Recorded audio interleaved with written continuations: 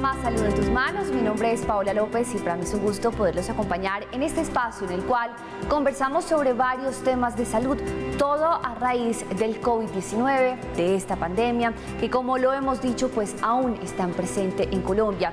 Y es que según el Instituto Nacional de Salud, más de 4.511.000 personas han resultado contagiadas de COVID-19. A pesar de la vacunación, el virus sigue atacando y dejando secuelas muy importantes en quienes lo han padecido. En nuestro capítulo anterior, justamente, que ustedes pueden revisar también en nuestro canal de YouTube, el canal en donde encuentran todos los programas, ahí está, en el canal Red Más TV de YouTube.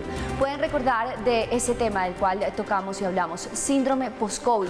Y por supuesto, en ese capítulo escuchábamos también algunos testimonios de esos efectos que se generan después de padecer el virus. También hablábamos de la importancia de los cuidados que hay que tener frente al virus, de cuánto impacto podía tener no solo en la salud, sino incluso en las consecuencias. Es decir, que había una relación casi que proporcional. Si el virus atacaba más a esa persona, probablemente las consecuencias iban a ser peores para su salud. Pero hoy entonces queremos darles algunas recomendaciones frente a esos chequeos necesarios para detectar esos efectos del COVID-19, para saber cuál es ese manejo adecuado y, por supuesto, lograr una recuperación total. Recuerden también que su opinión es muy importante para nosotros. Estamos recibiendo sus inquietudes, de pronto solicitudes para que toquemos en este espacio algún tema en particular, en donde también a través de nuestras redes sociales, @RedMásTV. Por un lado, para revivir los capítulos en YouTube y por otro lado, para sus comentarios y sugerencias en el canal de Instagram. Ahí encuentran varias publicaciones de todos los programas. Encuentran el programa Más Salud y pueden compartir entonces sus comentarios. Bienvenidos. Julio de 2021 se han registrado en el mundo más de 186.000 millones de casos de coronavirus, una enfermedad que parece actuar con mayor o menor severidad dependiendo de cada paciente. Actualmente no solo se habla del manejo de la infección, sino de las secuelas tras haber superado el padecimiento, pues con el pasar de los meses son muchos los casos de personas que aseguran tener efectos prolongados después de superar el COVID-19. La calidad de vida en general todavía no la he recuperado. Un ejemplo muy concreto, todavía no puedo hacer una actividad activa, ni siquiera digo física, sino estar activa. No puedo caminar mucho rato, no puedo moverme, no puedo levantar cosas pesadas, o ni siquiera pesadas, un plato. La fatiga, la debilidad muscular, problemas de corazón y pulmonares, los trastornos afectivos y cognitivos son apenas algunos de los efectos prolongados del COVID-19, efectos que apenas se están investigando y tratando. La mayoría de los médicos que consulté no sabían qué me pasaba, no podían darme un diagnóstico y prescripción correctos. Algunos me dieron consejos generales como hacer ejercicio y comer comida saludable. Según un estudio publicado por las autoridades sanitarias de Estados Unidos, 35% de los adultos con síntomas no se habían curado entre 2 y 3 semanas después de superar el virus. Por esta razón se hace importante una vigilancia a los pacientes que han padecido la enfermedad a través de chequeos que evalúan las secuelas del COVID. Y quienes han padecido COVID-19, quienes han logrado superarlo, pues seguramente se sienten muy bien respecto a recuperar su vida. Pero ¿qué calidad de vida están teniendo por estos días? Justamente queremos hablar con nuestra invitada hoy, la experta, quien nos va a hablar de esa importancia de realizarse algunos chequeos médicos para evaluar la salud después del COVID. Seguramente quienes tuvieron COVID saben que tienen que estar regularmente asistiendo al médico para ver cuál ha sido su evolución y cómo va su estado de recuperación. Pero hoy la doctora Andrea Rincón, ella es doctora familiar, candidata a magíster en salud pública de la Universidad del Bosque, nos aclara esas dudas sobre los chequeos médicos al otro día, a los 15 días, a los 2 meses, a los 3 meses. Doctora, bienvenida a Más Salud. Hola Paola, muchas gracias por tu invitación. Pues hablemos entonces de esos chequeos médicos, porque finalmente si tuvimos COVID-19, si tuvimos la necesidad de acercarnos a un centro de salud, pues creería uno que estuvo como que cuidado, ¿no? Por el sistema de salud ya en casa, seguramente está recuperado, ¿o no es tan sencillo? verdad, Paola. Después de sufrir la infección por el SARS-CoV-2, que es el virus que produce la enfermedad de COVID, es una infección que tiene muchas repercusiones en el cuerpo, no solamente en la parte respiratoria, que es el principal órgano, también afecta a otros órganos, como por ejemplo el riñón, el hígado, también la piel, el sistema cardiovascular y el sistema nervioso. Entonces es muy importante que cuando uno ya tuvo la infección y ya se recuperó y ya digamos que pasó la parte aguda, empiece a acudir al médico para hacer una serie de chequeos donde se evalúe cómo está el estado de salud general de la persona que sufrió de COVID. Justamente en el capítulo anterior hablábamos de esa recuperación, que en muchos casos es muy complicada, que incluso puede haber, digamos que una especie de letargo de esas consecuencias, de esos efectos, es decir, se tiene el virus, se supera el virus, se pasa ya, digamos que a la normalidad y a una vida tranquila, pero después se encuentran con otros efectos y hablábamos de afectaciones principalmente pulmonares, de afectaciones musculares, cardiopatías, también a nivel neurológico. ¿Cuándo saber que lo que me está pasando, pese a que tuve COVID hace 3 meses, hace 2 meses, sí fue por el COVID-19? Ok, sí, tienes razón. Se dice que para hablar del COVID prolongado, que es el COVID, los síntomas después del episodio agudo, se debe tener en cuenta un tiempo de 12 semanas. Okay. Si la persona después de ese tiempo persiste con los síntomas, que pueden ser los que tú ya mencionaste, o también síntomas como por ejemplo fatiga, cansancio, debilidad, palpitaciones en el pecho, dolor de pecho, que de pronto no puede hacerse una serie de actividades que antes eran normales, en ese momento podemos considerar que estamos hablando del COVID prolongado.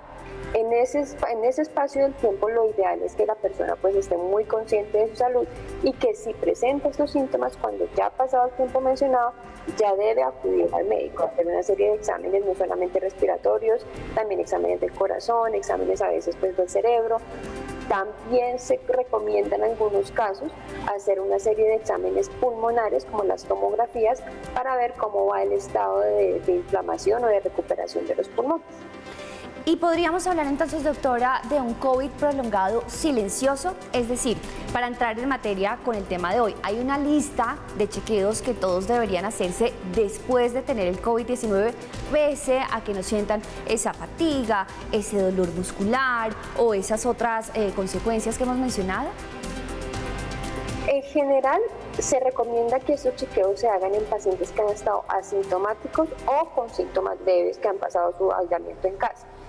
Es muy común de pronto que esos pacientes asintomáticos no presenten ningún síntoma en el proceso de recuperación o que cuando se hagan exámenes se identifique alguna alteración que no genera mayor sintomatología. Entonces, sí se recomienda que todos haya sido el cuadro asintomático, que no pasó absolutamente nada, al cuadro en que ya de pronto lastimosamente requiere hospitalización, sí se haga una serie de chequeos para evaluar cómo está toda la parte inmunológica. Recordemos que pues, esta infección no solamente va a afectar la parte inmune como tal, sino también va a generar una inflamación en todo el cuerpo. Y a veces puede, en algunos pacientes, especialmente los jóvenes, que no tengan comorbilidades, puede estar completamente asintomático y se descubre en la visita médica o con los chequeos que hacemos regularmente para mirar cómo está el estado de salud en general. Pues doctora, llega el momento entonces de hacer ese top, esa lista de los exámenes necesarios para que todos tengamos en cuenta. En este espacio hemos hablado de exámenes para detección temprana de otras enfermedades, pero se nos olvida que el COVID-19 ahora tiene un ejército de recuperados que no se están sintiendo tan bien. Entonces, esta lista de exámenes la tenemos después de la pausa. ¿Le parece, doctora? Claro que sí, Pablo. Vamos a una pausa, ya seguimos con más Salud en tus manos.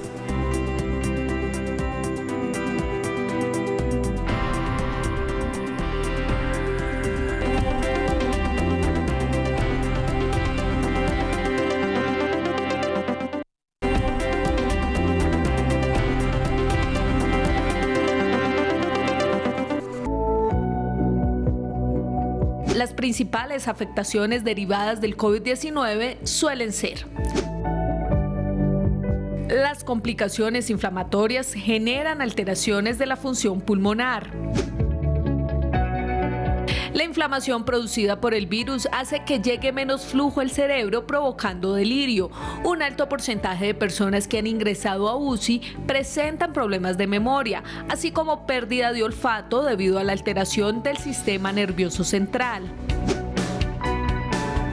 La piel puede sufrir la muerte del tejido corporal debido al poco flujo de sangre. Asimismo, la inflamación del cuerpo puede generar urticarias.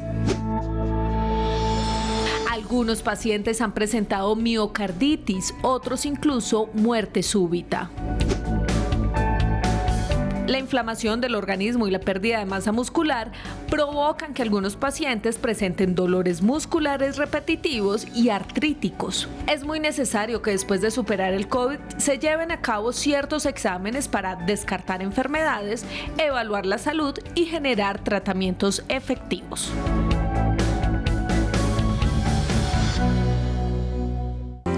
Aquí seguimos en Más Salud en tus Manos y tal es la preocupación de tantas personas que se han recuperado del COVID-19 frente a los efectos que esto ha traído para sus vidas y por supuesto para su salud, que hoy quisimos hablar no solo de esas consecuencias, ya lo habíamos tocado en un capítulo anterior, sino de esos chequeos, esos exámenes necesarios. Por supuesto, continuamos con nuestra invitada de hoy, la doctora Andrea Rincón, médica familiar, candidata a magíster en salud pública de la Universidad del Bosque, con quien vamos a hablar de ese chequeo necesario. Es decir, doctora, y arranquemos por ahí, todos tendríamos que hacernos estos exámenes si tuvimos COVID-19, con síntomas, difícil, complicada la enfermedad, pero superada. Sí, efectivamente, Paula. La recomendación es que este chequeo del que voy a hacer mención en unos momentos evalúa en general todo el sistema del cuerpo, la parte respiratoria, la parte de defensas, riesgo de coagulación o de trastornos de la coagulación, y en general se recomienda en cualquier persona que haya sido asintomática o que haya tenido un proceso más delicado en la hospitalización. Perfecto, entonces arranquemos, que aquí creo que como todos deberíamos en casa tener papel y lápiz para anotar. Perfecto. Digamos que voy a dividir los chequeos en dos tipos de exámenes. Los exámenes que son un poco más invasivos, que pues ya requieren una orden médica, y los exámenes que son de fácil acceso, que son generalmente exámenes en sangre. Voy a mencionar estos últimos, que son los que tenemos como más probabilidad de cualquiera hacer sin necesidad de una valoración médica previa. Entonces tenemos básicamente los exámenes que nos dicen cómo está el proceso de recuperación, que incluye el cuadro hemático, donde nos muestra cómo están las defensas, cómo están las plaquetas, incluye también niveles de sustancias que son importantes para el metabolismo, como el azúcar, por ejemplo, también hormonas tiroideas, que es muy, digamos que común ver que después de un proceso infeccioso tan grave como el COVID, la tiroides queda un poco alterada y empieza a producir hormonas tiroideas de una manera irregular. También la parte de función renal, ahí tenemos varias sustancias, tenemos una que se llama creatinina, que nos dice cómo está funcionando el riñón. También las pruebas de función del hígado, que nos muestran si el hígado está inflamado, si de pronto después de haber tomado medicamentos en una hospitalización quedó muy cargado y muy saturado de cosas. También, como el COVID lastimosamente está asociado a procesos de coagulación, tenemos en el chequeo que hemos elaborado, teniendo en cuenta por la evidencia médica, una evaluación de unas sustancias que son fundamentales y vitales para la creación de coágulos. Digamos que es un chequeo bien completo, donde se evalúan varias cosas y de ahí podemos tener bastante información de cómo está la persona y la salud en general de la persona. Doctora, y por supuesto, pues la respuesta frente a todas las inquietudes que van surgiendo respecto al COVID-19, pues las dará el tiempo. Sin embargo, a lo que va corrido de esta pandemia y de este virus, hay también una clasificación de pronto de las enfermedades más comunes a consecuencia del COVID-19, no las que se sufren cuando se está teniendo el COVID-19, sino posterior a eso, ya digamos que hay un ranking de pronto de estas enfermedades. Pues digamos que se ha agrupado en las secuelas, en qué tipo de secuelas puede dejar la enfermedad en el paciente. Entonces digamos que se ha agrupado por las secuelas que digamos que se ve por los órganos. Entonces tenemos secuelas respiratorias. Entonces, por ejemplo, algunos pacientes que han tenido enfermedad severa pueden tener fibrosis, se llama fibrosis cuando hay una cicatriz en el pulmón muy grande. También hay otras secuelas a nivel del corazón. Muchos pacientes pueden tener inflamación en el corazón y eso se llama miocarditis. También tenemos las secuelas neurológicas y ahí en la parte neurológica hay un abanico de opciones que lastimosamente se ve. El tema de los olvidos, de que el paciente está desconcentrado, que no puede volver a retomar sus actividades porque se olvida. Entonces digamos que en ese último área de secuelas neurológicas hay un abanico muy grande que ha tomado bastante peso en los pacientes post-COVID.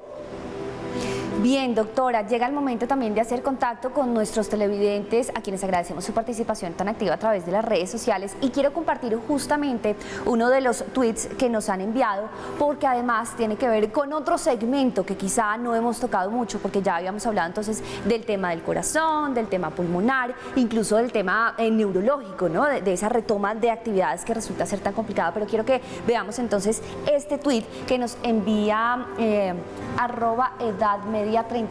Damaris dice lo siguiente: el cabello se me comenzó a caer bastante mientras estuve en aislamiento y pensé que mejoraría, pero sigue igual, con caídas excesivas, continúan los dolores de cabeza, yo no puedo dar largas caminatas pues me falta el aire y me tengo que detener y retomar fuerzas. Bueno, pues ahí está. Además creo que es una cadena y seguramente nos quería compartir también, Damaris, otros aspectos de lo que ha sentido. Hablemos de esas secuelas cutáneas. ¿Qué tan frecuentes son?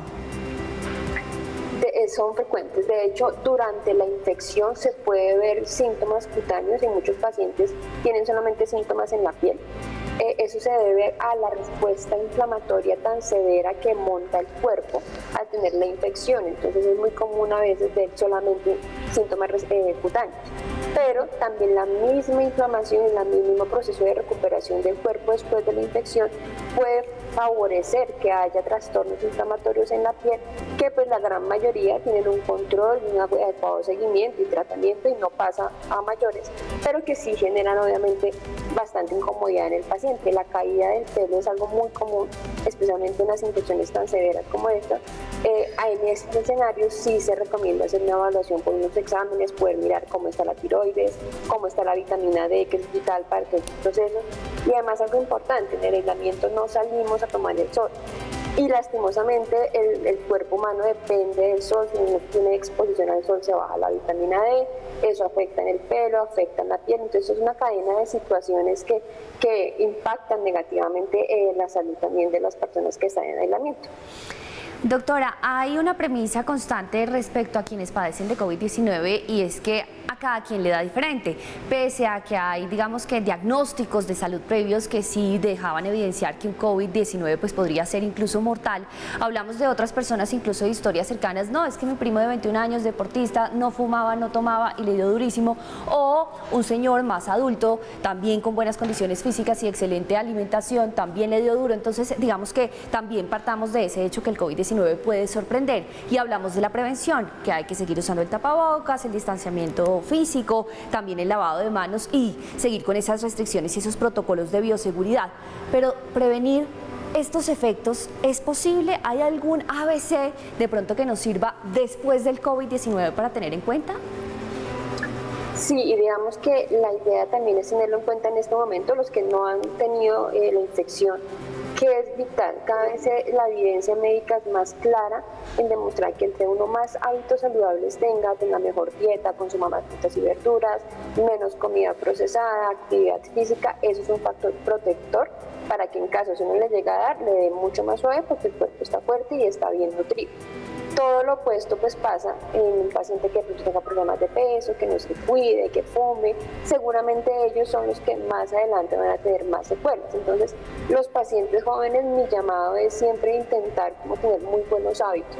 El tema de la alimentación es vital. Cuando uno tiene una alimentación que es rica en comida rápida, en alimentos ultraprocesados, eso favorece que el cuerpo esté inflamado y que el sistema inmunológico también esté inflamado y por ende la respuesta a la infección va a ser mucho más intensa y seguramente va a tener secuelas a largo plazo mayores sin necesidad que los pacientes tengan de pronto alguna comorbilidad. Lo que tú mencionas, el paciente joven que de pronto no tiene buenos hábitos, como no se cuida, es posible que más adelante tenga algún tipo de secuela. Entonces, en estos momentos el tema de los hábitos nutricionales y de la actividad física y tener una vida saludable se ha vuelto como una recomendación vital para los pacientes que han tenido COVID y de pronto preventiva para los que no han sufrido de la infección. Doctora, pasemos ahora a hablar del sistema de salud.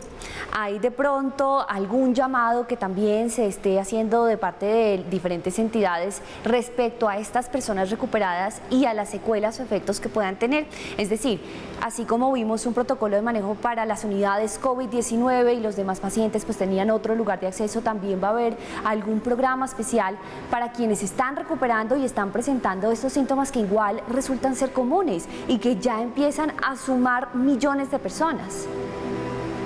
Sí, claro, como medida de salud pública se debe contemplar el escenario o el grupo de personas que están en recuperación y se le debe brindar la atención que sea pertinente. Obviamente debemos tener en cuenta que pues tenemos un sistema de salud en este momento saturado, por lo cual aparecen otros como integrantes del sistema de salud que ofrecen ese tipo de chequeos y de controles médicos. Entonces, nosotros en Vitalia, que somos pues un modelo de salud proactiva, lo que buscamos es que el paciente se empodere y de su salud y diga, bueno, listo, yo no voy a hacer estos exámenes porque quiero sentirme bien.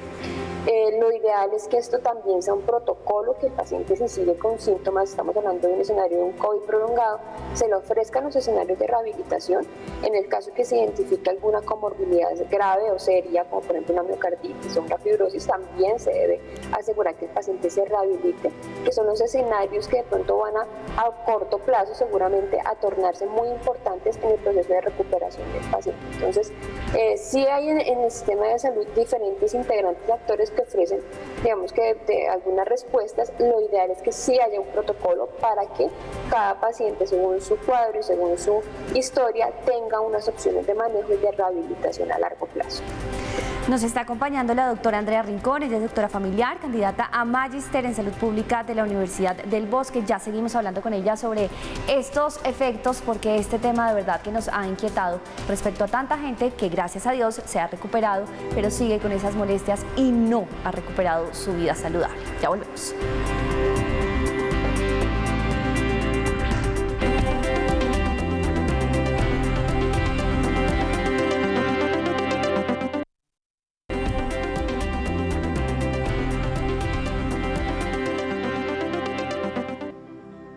Bueno, pues continuamos leyéndolos. Aquí está la opinión de Sunshine, que nos cuenta lo siguiente. Soy asmática, quedé con secuelas como ahogos y no percibo olores a lo lejos. Seguimos con nuestra invitada experta, doctora Andrea. Hablemos rápidamente, porque ya estamos en el último bloque casi, que de respuesta sí o no. Un paciente en perfectas condiciones que tiene COVID-19, digamos que un COVID-19 leve, ¿puede tener una enfermedad crónica a raíz de ese COVID-19? ¿Sí o no? Sí, señora, sí. Las secuelas a largo plazo pueden verse en pacientes que así sean asintomáticos o que no tengan ningún tipo de comorbilidades, como es el típico paciente joven que de pronto es muy saludable, sí puede a la larga presentar algún tipo de secuelas independiente del órgano, pueden ser cardíacas, pulmonares, neurológicas o de estado de ánimo. Y a propósito de lo que decía nuestra televidente Sunshine, bueno, los ahogos, digamos que con terapia pulmonar, ¿cierto? Con estas terapias respiratorias, pero hay otro que tiene que ver con el gusto y el olfato, que inicialmente decimos, para detectar si usted tiene COVID, eso es que pierde el gusto y pierde el olfato. Ahora hablemos de la recuperación de ese gusto y de este olfato, porque además hemos escuchado y también lo hemos mencionado aquí en el programa, que muchas personas siguen con la percepción de un olor desagradable, que ya no huelen igual que antes, digamos. Exacto, sí. Esa es una de las secuelas neurológicas. El daño en el nervio que nos permite oler puede ser un daño leve o puede ser un daño ya más severo. Hay terapias de rehabilitación para el tema del olfato, pero lastimosamente digamos que no todos los pacientes recuperan el olfato tan rápidamente. La gran mayoría en un transcurso de 1 o 2 meses ya tienen una recuperación bien grande del olfato y mejora su calidad olfatoria, pero algunos, que es la minoría, pueden tener un problema más largo. Lo importante es acudir a tiempo, hacer exámenes que sean pertinentes y ofrecer al paciente todas las herramientas de rehabilitación que existen por medio de ayudas de fonoaudiólogas y demás para que mejore el tema del olfato. Doctora, y esta pregunta ya casi que a manera de verdad de conclusión. ¿Vamos a recuperar la normalidad? Quienes tuvieron COVID-19, quienes están en esta etapa corta, más larga en algunos casos, ¿recuperarán su salud como la conocían habitualmente? Seguramente sí. Lo importante es poder identificar las cosas a tiempo, acudir al médico, hacer sus chequeos, tener las opciones de rehabilitación. Pienso que eso es vital. Eso, si el paciente tiene síntomas y no se rehabilita a tiempo, va a ser más difícil poder echar para atrás las secuelas. Lastimosamente tenemos otro tipo de secuelas o de síntomas, que son la parte emocional, que eso es mucho más complejo de mejorar, pero en algún momento seguramente ya estaremos en una normalidad más o menos conocida de la anterior, que no va a ser pronto, lastimosamente sí no va a ser pronto, pero con trabajo duro, rehabilitación y de la mano con el equipo médico seguramente va a salir adelante los pacientes que tengan alguna secuela de las mencionadas. Doctora Andrea, claro, siempre nos concentramos en esos efectos físicos, ¿no? Y lo que estamos sintiendo y lo que está manifestando nuestro cuerpo, pero se nos olvida esa salud mental. Y a propósito, ¿cuál es ese mensaje también para la sociedad, ¿no? Porque también estamos viendo que hay un retorno pronto, digamos, al trabajo, una exigencia normal de retorno al trabajo cuando se tienen estas secuelas y estos efectos del COVID-19, o también en la casa. Entonces, ¿cómo manejar esa productividad a la que también todos estábamos acostumbrados y queremos recuperar? Esa es una pregunta bien compleja porque no hay una respuesta única, no hay una respuesta fácil. Obviamente la economía tiene que moverse, hay que volver a intentar a tener algo de normalidad a la conocida previamente, pero cuando uno tiene alguna condición que no lo deja ser netamente funcional o que ya afecta su vida, pues hay que acudir al médico, no hay que dar esperas. Muchas veces los pacientes dicen, no, me espero, no.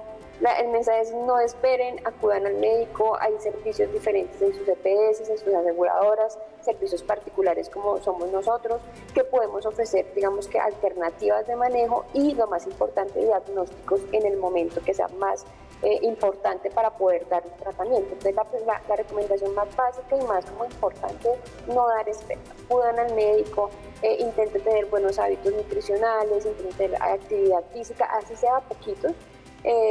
La parte de rehabilitación es algo largo, pero si se hace de una manera juiciosa, la gran mayoría de las personas vuelve a tener una vida normal. Entonces, la rehabilitación incluye la parte física, del tema de actividad física, la parte emocional. Entonces, todo es de mucha paciencia y digamos que estar del lado del médico, de su EPS, de su aseguradora, para poder generar todo el tema de rehabilitación en el momento más oportuno. Doctora Andrea Rincón, doctora familiar, candidata a Magíster en Salud Pública de la Universidad del Bosque. Gracias por acompañarnos y me quedo con la palabra mágica, paciencia. Nos toca armarnos de paciencia a todos. Sí, señora Paola, así es. Muchas gracias por la invitación y efectivamente mucha paciencia. Esto seguramente va a pasar y pues seguirnos cuidando mucho, que es la vacunarnos y cuidarnos mucho es la respuesta para que esto mejore y tengamos una vida normal nuevamente. Muchísimas gracias por su tiempo. Vacunarnos también es ese llamado importante y seguirnos cuidando. No se olviden, por favor, del uso del tapabocas, del distanciamiento social, del lavado constante de manos. Si uno de sus familiares ya tiene la vacuna, las 2 dosis o la vacuna completa, perfecto, pero eso no significa que podemos relajar las medidas. Si tiene que salir a trabajar, igual, acuérdese como cuando estábamos hablando de esas primeras medidas de lavado de la ropa, de mejor lavarnos las manos antes de que no saludar a nadie, evitar ese contacto cuando llegamos de la calle. Cuidado con eso. Tratemos de evitar ese contagio del COVID-19. Si bien hay muchos recuperados, hay otros que de pronto no lo hemos tenido y podemos seguir firmes con nuestra salud. Hábitos saludables, ya lo saben, siempre importante para todas las enfermedades. Nos vemos en una próxima entrega de Más Salud en tus Manos.